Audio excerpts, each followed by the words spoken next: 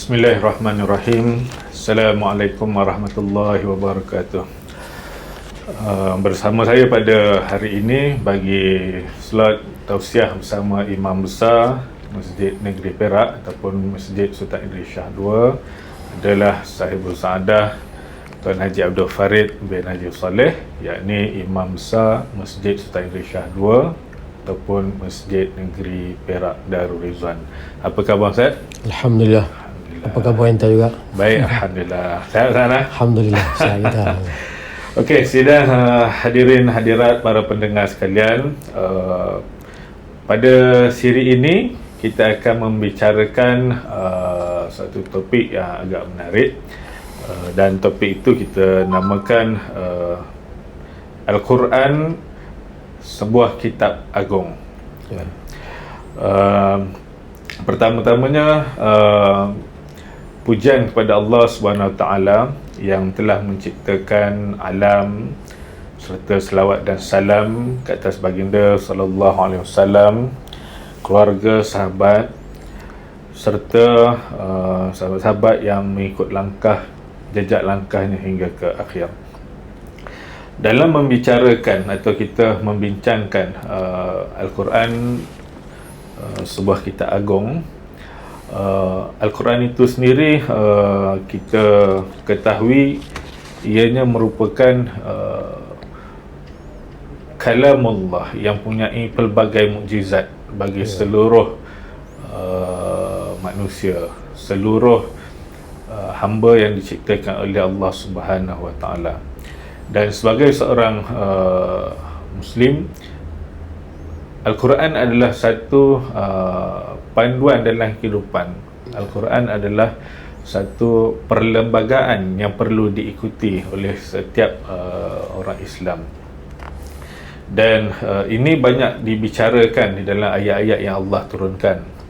Dan saya memetik salah satu ayat yang terkandung di dalamnya, iaitu A'udzubillahi minasyaitonirrajim, Inna nahnu nazzalna zikra wa inna lahu lahafizun. Bermaksud, sesungguhnya kamilah yang menurunkan al-zik, yakni Al-Quran, dan kamilah yang memelihara dan menjaganya. Jadi Ustaz, mungkin sebagai mukadimah, mungkin Ustaz boleh jelaskan serba sedikit apakah itu Al-Quran dan apa kedudukan Al-Quran kepada kita sebagai seorang manusia, sebagai seorang hamba Allah. Silakan. Ya, baik. Assalamualaikum warahmatullahi wabarakatuh. Bismillahirrahmanirrahim. Alhamdulillahirabbil alamin. Wassalatu wassalamu ala asyrafil anbiya'i wal mursalin sayyidina Muhammadin wa ala alihi wa ashabihi ajma'in. Nahmaduhu wa nasta'inuhu wa nastaghfiruh wa na'udzu billahi min syururi anfusina wa min sayyiati a'malina. May yahdihillahu fala mudilla lahu wa may yudlil fala hadiya lahu. Asyhadu an la ilaha illallah wahdahu la syarika lahu wa asyhadu anna Muhammadan 'abduhu wa rasuluh. Allahumma salli wa sallim ala sayyidina Muhammad wa ala alihi wa ashabihi ajma'in. Amma ba'd. Terima kasih pada intanya Ustaz Atta. Ya. Fakhruddin Hatta selaku pengacara ataupun moderator. Ya. Kita yang moderator tetap ni tekak ni Kali ketiga, kali ketiga, siri yang ketiga kita dalam tausiah dan juga executive talk dan sebagainya lah. Alhamdulillah yang kita segala program yang kita rancang setakat ni masih berjalan lancar. Alhamdulillah. Kita bersiaran secara media sosial. Ya. InsyaAllah semoga penonton kita semua yang mendapat manfaat. Ya. InsyaAllah. Amin. Kepada penonton yang dirahmati Allah. Jadi topik kita pada minggu ini iaitu berkaitan dengan Al-Quran, ya. Al-Quran sebuah kitab agung. Ya, sebagaimana tadi muqaddimah disebut, Quran ini merupakan kalamullah. Ya. Bila sebut kalamullah ini, ya, perkataan Allah. Maknanya yang paling tinggi, ya, yang paling utama, makna yang paling tepat, yang paling benar. sudah tentu kedudukan Al-Quran itu sendiri ataupun ilmu-ilmu yang berkaitan dengan Quran tu ilmu yang paling tinggi. Ya, firman Allah, wa man asdaqu minallahi qila. Ya, maksudnya Allah tanya, siapakah yang lebih benar lagi perkataan selain daripada perkataan Allah? Allah tanya kepada orang Islam, Allah tanya kepada ahli kitab, siapakah perkataan yang lebih benar lagi? Sudah tentulah tahu jawapan dia kan. Perkataan Allah lah yang paling benar. Allah nak beritahu paling benar, tak akan silap. Ya, samalah tadi entah sebut tadi ayat yang kita baca tadi, inna a'udzubillahi minasyaitonir rajim, inna nahnu nazzalna dzikra wa inna lahu lahafizun. Sesungguhnya kami yang menurunkan Quran, kata Allah. Ya, kami yang turun Quran dan kamilah yang menjaganya. Kamilah yang memeliharanya. Jadi itulah kedudukan Al-Quran yang tidak akan silap. Ya, kedudukan Al-Quran tidak akan ada kesilapannya. Sudah tentu dia menjadi sumber utama. Ya, sama ada sumber, kita kata dalam ilmu, sumber ilmu. Bila kita terangkan kedudukan Al-Quran itu sebagai sumber ilmu yang paling utama. Ya, tak kira lah dalam ilmu akidah ke, dalam ilmu fiqh ke, kita akan ambil daripada Al-Quran sebagai sumber utama ataupun dipanggil dalil naqli. Ya, Al-Quran, sunnah. Baik, Al-Quran tu yang nombor satu. Ya, kita gunakan sebagai sumber utama kita sebagai seorang Muslim. Kan? Itulah kedudukan Al-Quran itu sendiri. Jadi orang yang mempelajari ulumul Quran ataupun ilmu-ilmu yang berkaitan dengan Al-Quran, sama ada ilmu tafsir, ilmu Quran itu sendiri, ya, ilmu asbabun nuzul dan sebagainya, maka itu kedudukan yang paling tinggi. Itu ilmu tajwid. Ya, sebab tu belajar ilmu Al-Quran ni sebagai fardu ain. Kita sebagai seorang Muslim, fardu ain wajib kepada setiap individu kena belajar Al-Quran, baca Al-Quran. Ya, jadi itulah sebab apa? Sebab dia menjadi sumber utama kepada kita. Ya, sebagai seorang Muslim wajib, ya, kita wajib beramal dengan apa yang terkandung di dalam Al-Quran. Baik, Ustaz. Bila sudah menjadi satu perbahasan bahawa Al-Quran ini merupakan mukjizat teragung yang diberikan Allah SWT kepada Nabi Muhammad SAW, dan mukjizat ini, apa yang disampaikan oleh baginda Rasulullah, menjadi panduan kepada seluruh umat manusia, terutamanya umat Islam, dan hendaklah berpegang teguh kepadanya. Dan jika kita membaca, mengkaji intipati yang ada di dalam Al-Quran ataupun ayat-ayat yang terhimpun di dalam Al-Quran itu, ayat-ayat Al-Quran ini menjelaskan sesuatu yang berkaitan dengan tauhid, berkaitan dengan ibadahnya, berkaitan dengan jinayatnya, munakahat. Kesimpulannya, apa yang termaktub di dalam Al-Quran adalah membicarakan berkaitan dengan kehidupan kita, baik di dunia ini dan di akhirat, ataupun balasan Allah di akhirat itu nanti. Jadi boleh Ustaz berkongsi dengan anda, berkongsi dengan pendengar, penonton kita kan, apakah kelebihan, apakah keistimewaan Al-Quran ini sebenarnya? Silakan. Baik, terima kasih Ustaz Fakhruddin, ya. Tadi kita sebut Al-Quran sebagai mukjizat. Pertama kita kena jelaskan dulu mukjizat itu sendiri. Baru kita nampak kelebihan Al-Quran itu sendiri dalam semua aspek yang kita sebut tadi. Ya. Makna mukjizat ini, ya, Quran, mukjizat ini merupakan satu kelebihan. Ya. Dari segi bahasanya, mukjizat ni sesuatu yang mengalahkan, sesuatu yang melemahkan yang lain. Ya, dari segi istilahnya, mukjizat ni satu anugerah Allah kepada Nabi atau Rasul yang dipilih, ya, untuk sebagai membuktikan kerasulannya, kenabiannya. Itu mukjizat. Jadi Al-Quran ni pula menjadi satu mukjizat, suatu yang kelebihan. Ya, yang dikatakan kelebihan apa dia? Apa yang melemahkan sesuatu yang lain? Maknanya apa-apa sumber. Tadi kita sebut tentang sumber yang paling utama. Makna sumber-sumber daripada manusia, sumber makhluk, pemikiran makhluk, sudah tentu tidak dapat menandingi Al-Quran. Maknanya dia mengalahkan yang lain. Itu yang nombor satu kita kena tahu. Kata-kata pencipta makhluk tak boleh. Makhluk kata-kata nak mereka tak boleh. Sehingga Allah mencabar apa nama manusia, siapa nak mencipta kan? A'udzubillahi minasyaitonirrajim. Wa in kuntum fi raibim mimma nazzalna ala 'abdina fa'tu bi suratin min mithlihi wad'u syuhadaakum min dunillahi in kuntum shadiqin. Jika kamu ragu-ragu, fa in kuntum fi raibin mimma nazzalna, daripada apa yang kami turunkan Al-Quran ni, maka datangkanlah, ciptalah satu ayat yang serupa, satu misal jadilah. Buatlah macam ayat Quran. Bawalah penolong-penolong, wad'u syuhada, bawalah penolong-penolong kamu in kuntum shadiqin, akhir ayatnya. Jika kamu orang yang benar. Sebab tu Musailamah Al-Kadzab sendiri kan, dia nak cipta ayat pun tak boleh. Tak boleh. Sebab Quran ni memang cukup hebat. Dia dapat mengalahkan segala syair ataupun puisi-puisi Arab. Lagi satu kita tahu, ketika mana Al-Quran diturunkan kepada Nabi Muhammad SAW, ketika itu orang Arab ni hebat dengan syair, dengan puisi mereka. Sehingga puisi mereka ni digantung di di Kaabah, di Kiswah kan, di itu syair-syair yang terpilih, dan puisi yang terpilih diklemasikan di pasar Okaz kan. Lepas tu digantung lagi. Makna zaman tu, zaman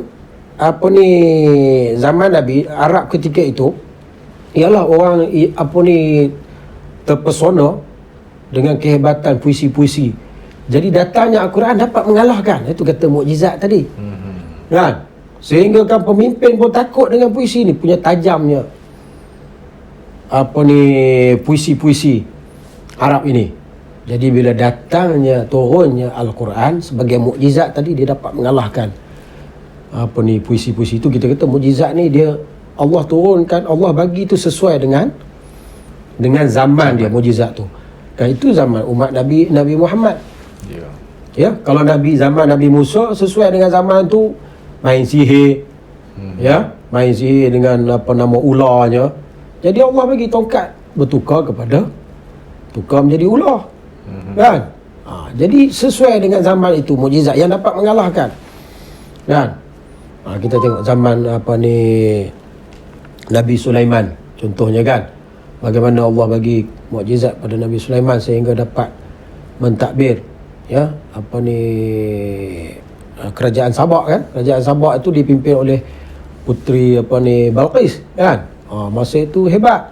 Tapi Allah bagi bagaimana mukjizat kepada Nabi Sulaiman dengan boleh berbicara dengan jin. Jin dengan haiwan kan. Akhirnya puteri Balqis memeluk Islam kan. Jadi itu mukjizat. Mana cerita tadi, mukjizat ni sesuatu yang dapat mengalahkan. Dengan Al-Quran dapat mengalahkan apa sahaja. Ilmu-ilmu mana yang bersumberkan manusia.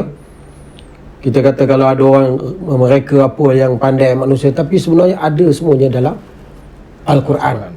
Kita cuma nak kena kaji je Al-Quran ni kan. Sebab tu Allah sebut dalam Al-Quran, Allah berfirman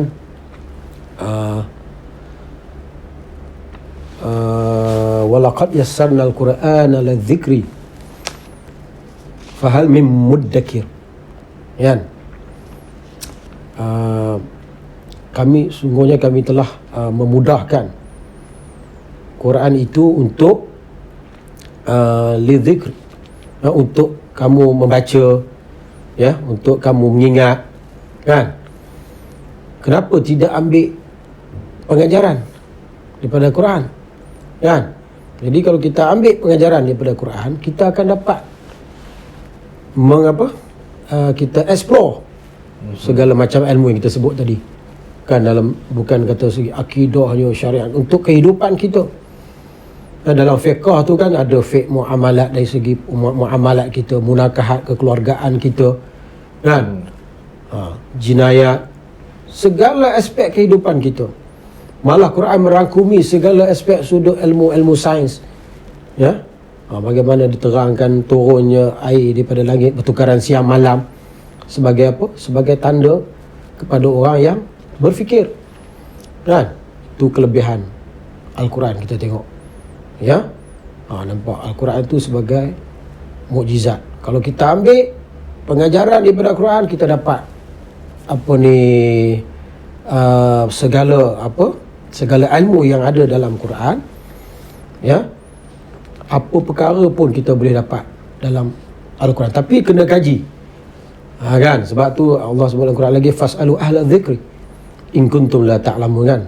Bertanyalah kepada ahli zikir, orang yang mengetahui dalam ilmu tu, jika kamu tak mengetahui. Al-Quran ajar pula kita, ya, bagaimana kita nak dapat satu ilmu tu. Al-Quran pula ajar lagi, kan, kepada kita bagaimana kita nak mengetahui sesuatu. Kita tak mahir dalam bidang kesihatan, kita tanya ahli kesihatan. Tak tahu nak masak, cari dia punya chef dia tanya ahli dia, cari nak masak apa resepinya, apa resepinya kan. Jadi sebenarnya Al-Quran tu dah ajar kita ilmu, segala bentuk ilmu, kaedah, cara nak kita sesuatu, kita nak dapat tahu satu-satu maklumat, ya, dan berguna untuk dunia dan akhirat sebagai panduan. Jadi antara kelebihan Quran lagi sebenarnya disebutkan, Allah berfirman, ayat apa yang bulan Ramadan tu, syahrul Ramadan alladhi unzila fihi al-Quran hudan lin-nasi wa bayyinatin minal huda wal furqan. Allah turunkan Quran itu dalam bulan Ramadan yang menjadi petunjuk kepada manusia.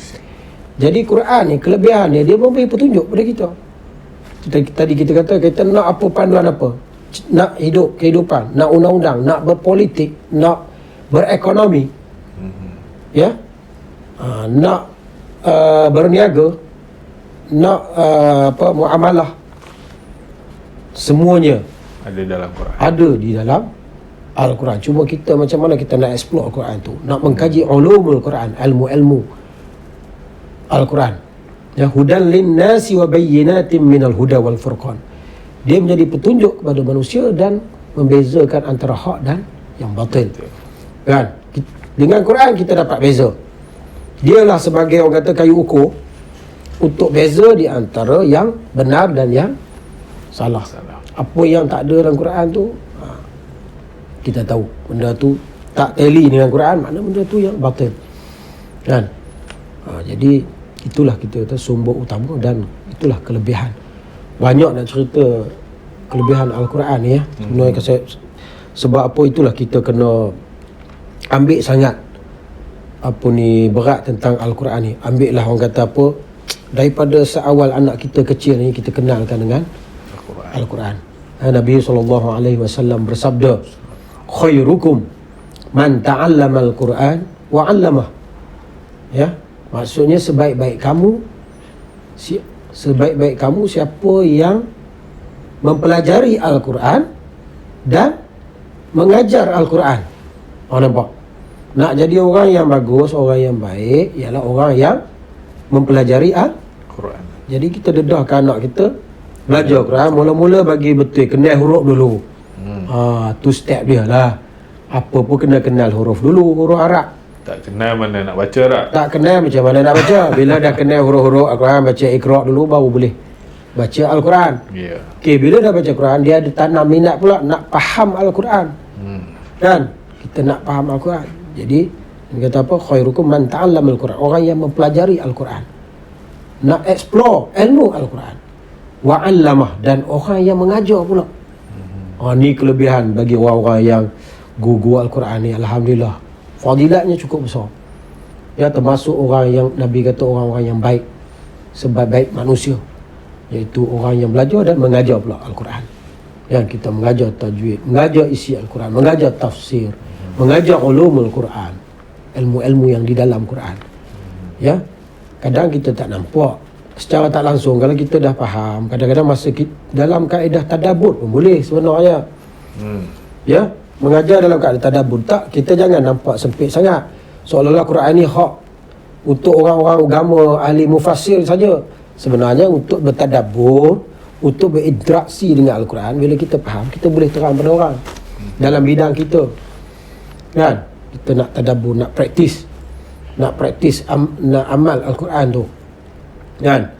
Itu tadabbur. Afala yatadabbaruna Al-Quran am ala qulubin aqfaluha. Ya. Allah berfirman, apakah tidak kamu tadabbur Al-Quran, kamu kaji Al-Quran, kamu memerhati Al-Quran, tidakkah memerhati Quran rugi, tak hati, tak dalami Al-Quran, ataupun hati kamu telah tertutup, kata Allah. Kan? Jadi kita tadabbur. Yang ni tang ni lah orang kita kurang sebenarnya, Ustaz Fakhruddin, ya. Orang kita banyak ni dia sepatutnya dia kena menguasai Al-Quran dulu. Lepas tu baru dia apply, baru dia dapat sumber yang ori, yang apa kata pure punya. Kan? Ni kita pakai ambil, kadang-kadang kita ni ambil teori-teori barat dulu. Mengaji baru ambil Quran, baru nak cedok balik. Sepatutnya kita lapik. Sepatutnya kita guna base teras tu Al-Quran dulu, baru kita pelajari ilmu-ilmu yang lain dan kita saring. Baru kita dapat yang ori, yang dapat yang sahih.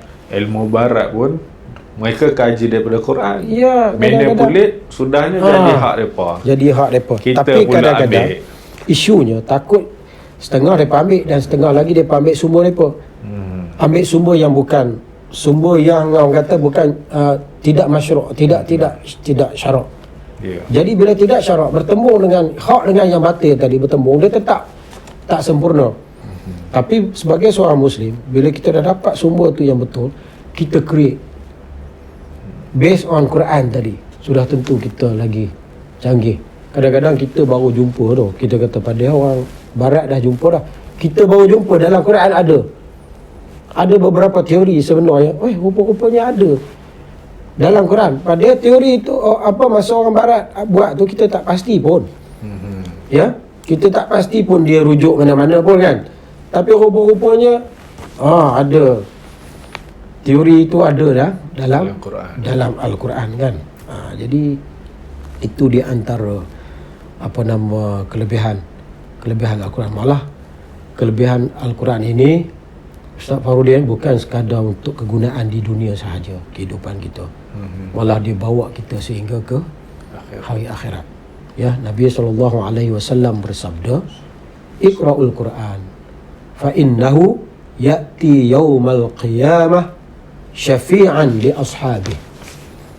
Tengok Quran ni, dia bukan setakat bantu kita di dunia saja, yang kita kata mukjizat yang agung tadi, bukan sekadar membantu petunjuk, membezakan hak dan batil di dunia sahaja, tetapi dia bawa kita sampai ke akhirat. Syafaat. Syafi'an li ashabi. Bacalah. Nabi kata bacalah Quran. Baca Quran. Kita ni banyak baca WhatsApp, banyak baca. Saya tahu situlah. Kita sekarang ni kita cuba kita sama-sama bermuhasabah. Ya. Dalam sini saya nak peringatkan kepada semua kita para penonton, ya. Anak-anak kita, lebih-lebih lagi ni generasi kemudian, generasi yang bawa generasi teknologi ni, dia dah tak sempat nak tengok Al-Quran. Ya. Bukan kata anak-anak tua ni pun kan, ayah-ayah mak pun serupa juga. Ya. Kita sangat sibuk dengan gadget. Sedangkan Al-Quran itulah yang akan jadi penolong kepada kita di akhirat nanti. Ini terang-terang Nabi sebut. Fa innahu ya'ti yaumal qiyamati syafi'an li ashabihi. Di hari akhirat nanti, Quran itulah yang nak bagi syafaat. Kita sebenarnya panduan dah mudah. Nabi dah bagi jalan mudah pada kita. Cuma kita perlu cinta pada Al-Quran. Ya, kita tak kira lah orang masjid untuk pergi hari masjid dengan mana-mana semua lah. Ya, kita, itulah satu kelebihan, peluang pada kita. Ya, nak khatam Quran, nak baca Quran, nak perelokkan bacaan Al-Quran dengan tajwidnya, ya, mempelajari ilmu tajwidnya. Jadi Sebab apa? Al-Quran itu akan memberi syafaat. Dia akan bantu kita. Ya, pada hari akhirat, di hari akhirat nanti dia akan bagi syafaat, dia akan bagi pertolongan. Malah kata ulama, ya, setengah ada pandangan nyebut bahawa dalam kubur lagi. Quran dah teman kita daripada alam kubur. Bayangkan, kita dah ada peneman. Allahu Akbar, Masya Allah. Hebatnya Quran ni, dia jadi peneman kita. Siapa yang kita nak bawa pun dalam kubur nanti. Bayangkan, yang kita duk baca Quran ni lah jadi sahabat kita, ya Allah, seronoknya. Dan dia boleh bawa kita sehingga ke dalam syurga. Apa yang kita nak lagi? Tak nak kawan lagi ke dengan Quran? Yang kawan dekat dunia ni semua sementara je. Tinggal habis. Ceritanya kita akan tinggal habis. Baik kita baca Quran je. Kita baca dan kita tadabbur. Lebih baik kita tadabbur, kita nak ambil isi supaya Quran tu betul-betul dia jadi penolong kita. Ya, memang betul-betul dia jadi penolong kita. Bukan sikit-sikit je. Gali rahsia Al-Quran. Gali rahsia Al-Quran. Betul, orang kata macam kita kata kita bersahabat dengan orang, nak kena-kenal betul. Kita kena-kenal Quran tu. Apa isi yang ada dalam dia. Dan kita beramal dengan dia, baru dia akan jadikan kita sebagai kawan dia. Syafi'an, dia akan membantu kita, pembantu kita. Wah, ni nak cerita kelebihan Al-Quran pada hari ni kita ya. Banyak kelebihan. Jadi rugi kalau kita tinggalkan Al-Quran. Baik Ustaz.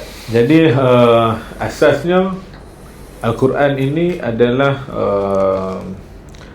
kitab keseluruhan, kitab agama secara keseluruhan. Ini autoritinya. Allah bagi, ada Rasulnya, Allah turunkan sumbernya sebagai panduan. Kita manusia hamba perlu akur, perlu ikut perlembagaannya, perlu gali apa rahsia Allah yang terkandung dalam Quran. Dan boleh juga kita katakan bahawa Al-Quran ini adalah kitab kesejagatan manusia. Seluruh manusia boleh guna.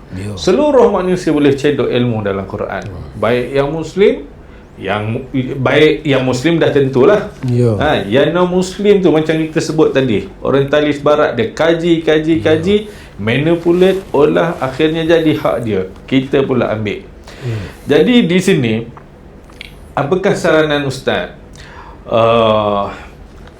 Yang sepatutnya pendekatan ataupun sikap sebagai seorang Muslim khususnya yang perlu ditonjol, diambil terhadap Al-Quran Al-Karim ini. Silakan Ustaz. Terima kasih Ustaz Fadil ya. Jadi tadi pun kita dah terang sikit sebenarnya. Ya, sepatutnya sikap kita sebagai seorang Muslim, kita jadikan Quran itu sebagai panduan hidup kita. Kan? Kita dah tahu dia sumber yang utama, sumber hukum, sumber pengetahuan. Kan? Jadikanlah sebagai panduan. Betul Allah sebut dalam Quran ya, dzalikal kitab. Alif lam mim, dzalikal kitab la raiba fih, hudal lil muttaqin. Yang petunjuk kepada orang yang bertakwa. Bagi seorang Muslim ni jadikan sebagai Quran ni sebagai petunjuk, sebagai panduan kita. Ya, panduan hidup kita dalam semua aspek kehidupan kita. Ya. Jadi kita dari segi perlembagaannya, dari segi akhlaknya, ya, muamalahnya, semua kita jadikan Al-Quran sebagai panduan. Ya. Jadi lepas tu barulah kita sumber-sumber yang lain selain pada hadis Nabi SAW, ijma' qiyas kan. Utama Al-Quran. Utama kan Al-Quran. Mana Quran tu sebab apa? Dia kalam Allah. Tu hubungan kita makhluk dengan Khalik. Kan? Itu hak Allah kita sebagai makhluk mesti mengutamakan Khalik, our creator, pencipta kita. Jadi dah kita tahu Quran tu kalam Allah. Kalam Allah, kalam Khalik. Tadi kita kena patuh. Jadi sikap kita apa-apa pun jadikan Quran tu dulu sumber. Ya, fa in tanaza'tum fi syai'in, maka kita kembali kepada Quran. Kan apabila kita bertelagah pada sesuatu, kita kembali kepada Quran. Kan?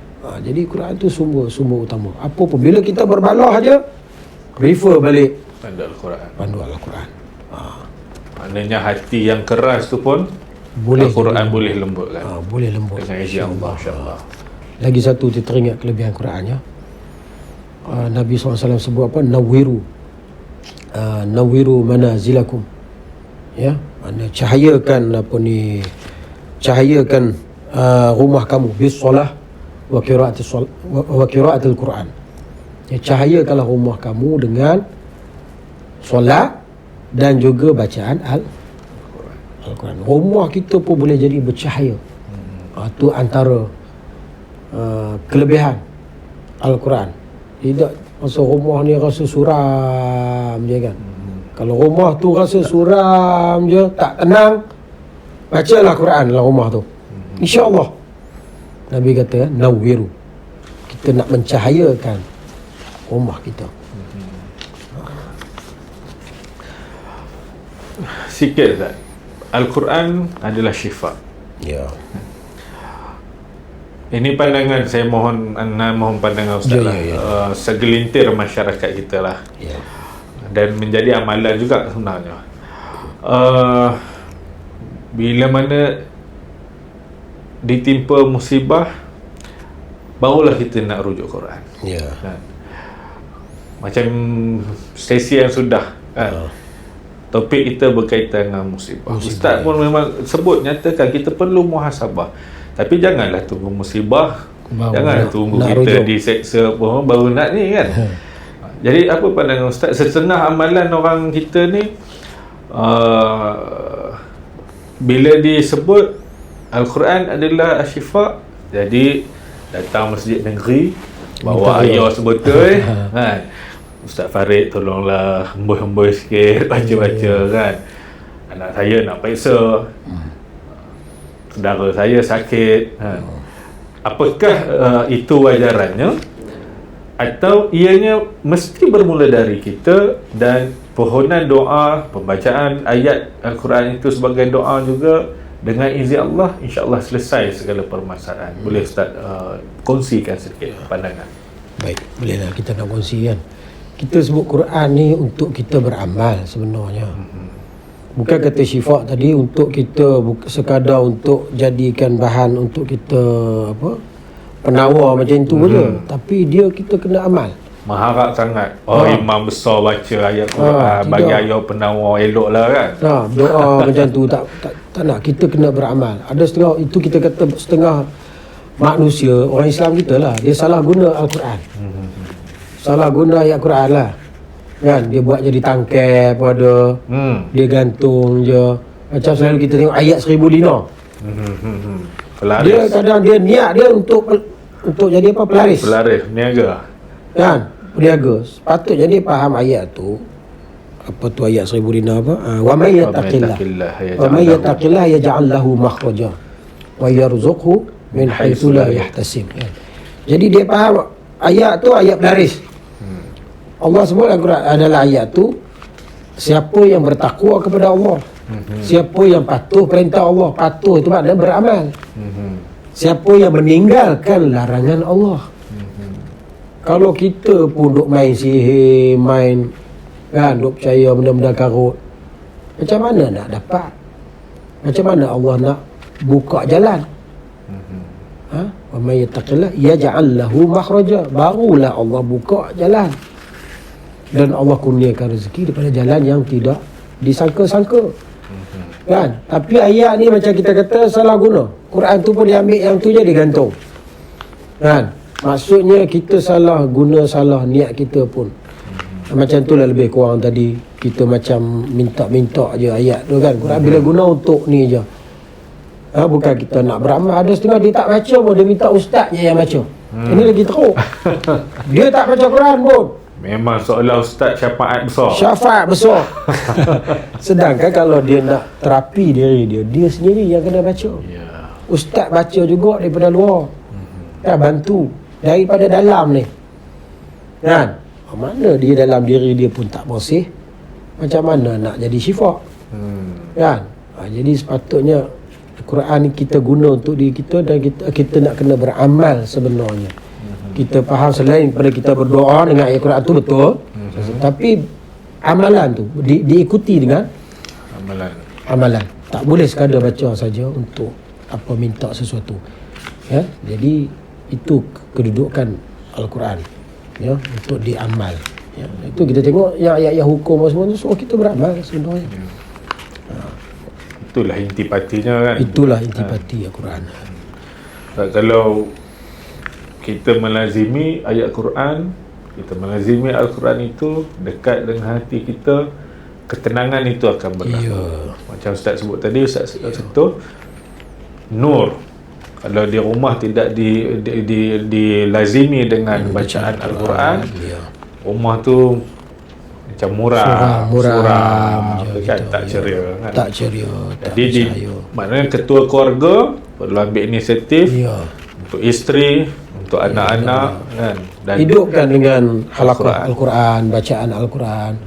Ambil, tak payah sangat tiap-tiap kali sembahyang jemaah lepas habis kita sembahyang jemaah di rumah tu, hidupkan dengan bacaan Quran. Sama ada kita nak belajar ataupun kita nak khatam ke apa, ya.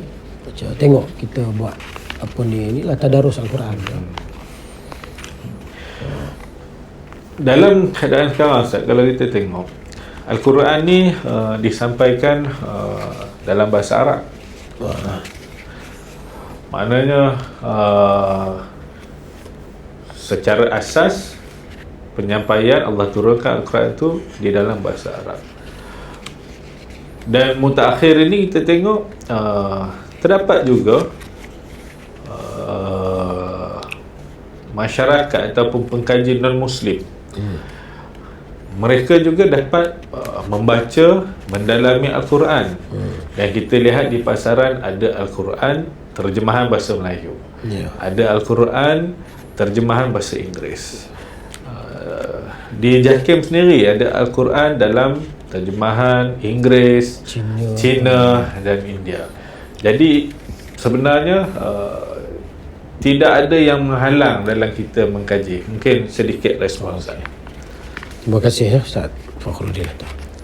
Jadi dalam Quran Allah pun dah jelaskan kepada kita. Tadi pun saya dah baca ayat, walaqad yassarna al-Qur'ana lidh-dhikri fahal min muddakir. Ya, maksudnya sungguhnya kami memudahkan Al-Quran itu untuk dibaca, disebut. Maknanya lidah kita ni bukan orang Arab je. Quran ni fasih untuk semua bangsa. Bukan setakat sebut je. Zikr ni boleh maksud mafhum dia kita boleh ambil dia. Mudah disebut, mudah diingat. Sebab tu kita tengok hafiz-hafiz bukan orang Arab je. Orang Malaysia, orang Melayu pun boleh. Apa bangsa saja boleh menghafaz Al-Quran. Tepat sekali Allah sebut walaqad yassarna al-Qur'ana lidh-dhikri fahal min muddakir. Tidakkah kamu mengambil pelajaran daripada Quran?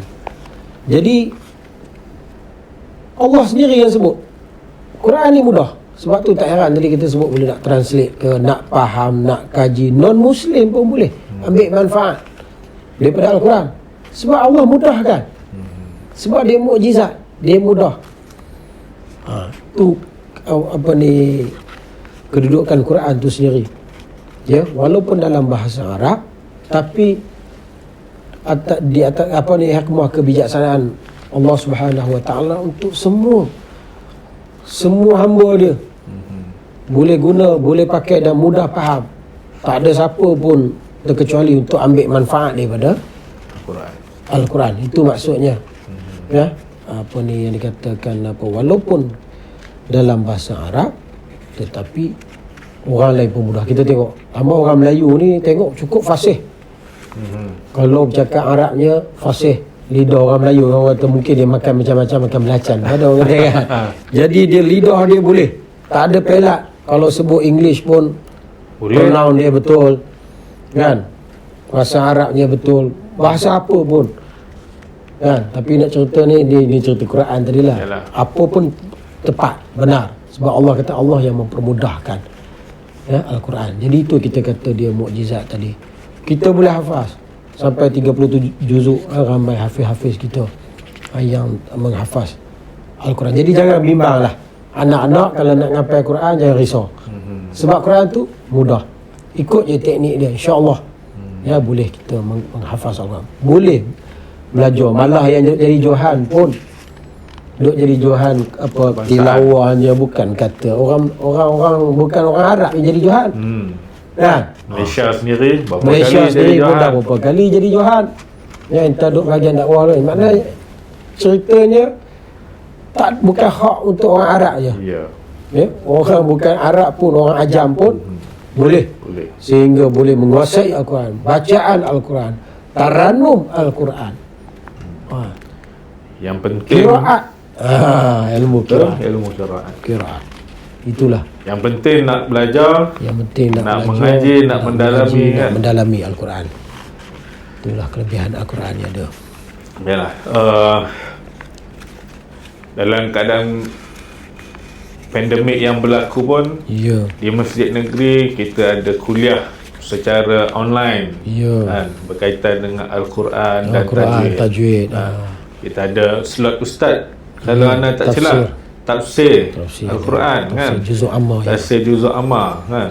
Jadi ni perencanaan yang ustaz dah laksanakan, mengubah demi para jemaah sekalian, daripada kuliah fizikal, dan kita adaptasi bawa ke satu bentuk yang pendekatan terkini, kan, dalam bentuk online, rakaman online. Dan saya juga dipahamkan di masjid negeri dalam keadaan kuliah fizikal ada kuliah berkaitan dengan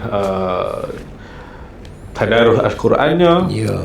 ada tadaburnya, tajwid dah tentu, Ya. taranum pada hari Jumaat. Ya, ya. Maknanya peranan Banyak masjid di yang sini pun berkaitan dengan Al-Quran tu pun sendiri dah beberapa slot ada. ya, itu inisiatif masjid dalam memakmurkan masyarakat untuk mendekati Al-Quran. Okey, lepas ni kita boleh tambah bahasa Arab, saya nampak. Bahasa Quran juga tu. Ya, Bahasa Arab. Kita ada tenaga bahasa Arab dah ada dalam program SCJ pengajian masjid tu. Tapi ni untuk umum. umum. Kan kita boleh tambah, insya-Allah kita tengok mana yang sesuai, slot mana yang boleh kita isi, kita masukkan. Di akhirnya Ustaz, mungkin sedikit saranan, seruan daripada Ustaz, baik ketika ini yang kita ditimpa pandemik coronavirus COVID-19 ni, juga bila mana Allah izinkan pandemik ini tamat, apakah yang seharusnya masyarakat Islam, khususnya jemaah masjid negeri, kan, perlu laksanakan? Apakah ketika ini mendekati dan di akhirnya tidak, atau bagaimana? Sedikit harapan Ustaz, saran dan seruan bagi jemaah, terutamanya jemaah Masjid Sultan Regular di sini lah, 2 ya. dan juga pendengar, penonton saluran YouTube Masjid Sultan Indonesia. Silakan. Baik, terima kasih kepada Ustaz Faudin. Jadi sebagai apa, saranan, harapan, ya, kami di kita lah sebagai apa, pegawai masjid, ya, kita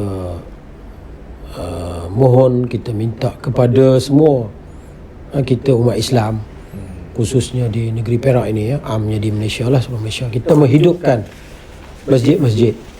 Datanglah berjemaah di masjid. Andai kata dah selesai nanti, ya, bukan kata sekarang alhamdulillah kita datang dan bila dah selesai nanti apa ni, virus pandemik ini juga kita hadir, ya, teruskan kualiti keimanan kita tu, istiqamah kita melaksanakan solat berjemaah dan juga memenuhi. Kalau sekarang kita Aktiviti. rindu, teruja nak datang, Ya. dah habis nanti patut lagi ekspres. Sekarang ni tak dapat, buka je FB, buka apa lagi tu, Telegram, YouTube, Telegram, Masjid negeri, ya. kan, buka tak apa. Tapi dah ada peluang nanti kita datang, ya. Sekarang ni nak buat macam mana, kita zon merah lagi, Ya. kan. Tapi bila dah habis zon merah ni, saya minta sangat, kan, datanglah kita beramai-ramai, ya, berjemaah, mengimarahkan masjid, memenuhi kuliah-kuliah, siri-siri kuliah secara fizikal ini. Ya, insya-Allah kita pun tak nak tangguh sebenarnya. Bukan kita kata kita kalau dapat kita pun tak sabar-sabar lagi nak berkuliah secara fizikal ini. Kita nak jumpa sendiri, dia lain. Bila dapat berjumpa ni, ukhuwahnya berbeza, silaturahimnya itu. Ya, hari-hari kita boleh tengok muka jemaah kita. Kawan-kawan kita, rindukan kawan-kawan jemaah kita, dah tak dapat nak datang lagi. Ya. Jadi kita harap tu sangat dapat datang. Semoga kita amal ibadat kita terus kita dapat istiqamah lah dalam melaksanakan amal ibadat, khususnya di masjid. Mungkin sikit kesimpulan sebelum kita tutup. Jadi kesimpulannya untuk para penonton yang dirahmati Allah, sekitar topik kita hari ini berkaitan dengan Al-Quran. Ya. Jadi saya nak tekankan sekali lagi, ya, saya mengajak supaya kita sentiasa mendampingi Al-Quran. Jangan tinggal. Ya, bawalah pergi mana pun bawa Al-Quran. Ya, jangan kita tinggal untuk baca Al-Quran di mana-mana sahaja. Ya. Kalau kita berjalan pun bawa Quran. Kan, supaya kita boleh baca dia. Sebab apa kita nak jadikan Al-Quran itu sebagai sahabat kita, sahabat di dunia dan sahabat di akhirat. Yang itulah sahabat, betul-betul sahabat sebenarnya, yang kita kena ambil, orang kata ambil perhatian, ambil berat. Ya. Dan dia merupakan, selain pada dia menjadi petunjuk pada kita, yang dia akan bawa kita menjadi bagi syafaat, membantu kita. Ya, dia sebagai panduan pada kita. Ya, insya-Allah. Dan sentiasa kita menggali ilmu Al-Quran. Apa sebenarnya, apa-apa kelas pun, seorang guru bila mengajar, kalau dalam subjek pengajian Islam, dia akan melapik dengan dalil-dalil daripada Al-Quran. Sudah tentu secara tak langsung kita belajar ilmu Al-Quran. Tak kira lah kita mengaji akidah ke mengaji fiqhnya, dalilnya pun daripada Al-Quran. Kan, selagi dirujuk kepada Al-Quran. Lainlah kalau rujuk dengan benda lain tu sesat lah kan. Ni Al-Quran, selagi dirujuk, maknanya secara tak langsung sebenarnya kita dah belajar ulumul Quran. InsyaAllah kita akan dapat syafaat dia. Kan? Jadi kita jangan jauh daripada majlis ilmu. Itu satu majlis zikir, majlis ilmu. Sebab majlis ilmu ni sumber dia mesti dengan Al-Quran. Ya, ustaz yang ustazah mana pun kalau mengajar, guru ni dia akan ambil petik sumber daripada Al-Quran. Jadi insya-Allah secara tak langsung, ya, bila kita sentiasa berada dalam majlis ilmu, insya-Allah kita akan sentiasa bersama dengan Al-Quran. Allahu a'lam. Terima kasih Ustaz. Dengan kesimpulan yang diberi, asasnya, pentingnya perlu berkawan dengan Al-Quran. Jangan tinggalkan. Bila mana berkawan, kita gali, kita dalami apa konten, apa kerahsiaan yang Allah letakkan di dalam Al-Quran untuk kita apply dalam kehidupan kita, dan syafaatnya Allah janji di akhirat, insya-Allah. Insya-Allah. Jadi sidang pendengar, penonton sekalian, saya mengajak, menyeru ketika ini bersama-sama ikuti siri laman ilmu dalam pelbagai slot kuliah. Kita ada executive talk dan kuliah subuh, kuliah maghrib, tausiah bersama imam besar. Teruskan bersama menonton, like, share dan follow di ruangan Facebook Masjid Sultan Idris Shah II, di YouTube Masjid Sultan Idris Shah II, dan kita sama-sama berdoa agar pandemik yang sedang kita hadapi ketika ini, dengan izin Allah, ianya dapat ditamatkan, diselesaikan, dan insya-Allah kita kembali dengan izin Allah memakmurkan rumah-rumah Allah ini. Memakmurkan bukan sekadar solat berjemaah itu, tetapi mengambil peluang dengan slot-slot aktiviti pengimarahan yang masjid laksanakan, yang masjid rancang, kita berebut-rebut untuk memakmurkan rumah Allah ini, supaya akhirnya ganjarannya bukan setakat di dunia ini, tetapi kita nikmati di akhirat nanti insya-Allah. Jadi Ustaz, kita akhiri siri atau sesi kita pada kali ini, dan kita berjumpa pada siri yang mendatang. InsyaAllah. Akhiri dengan suratul Asr. Bismillahirrahmanirrahim. Wal 'asri innal insana lafi khusr illa alladhina amanu wa 'amilus solihat wa tawasaw bil haqqi wa tawasaw bis sabr. Wallahu ta'ala alam. Assalamualaikum warahmatullahi wabarakatuh. Waalaikumsalam warahmatullahi wabarakatuh.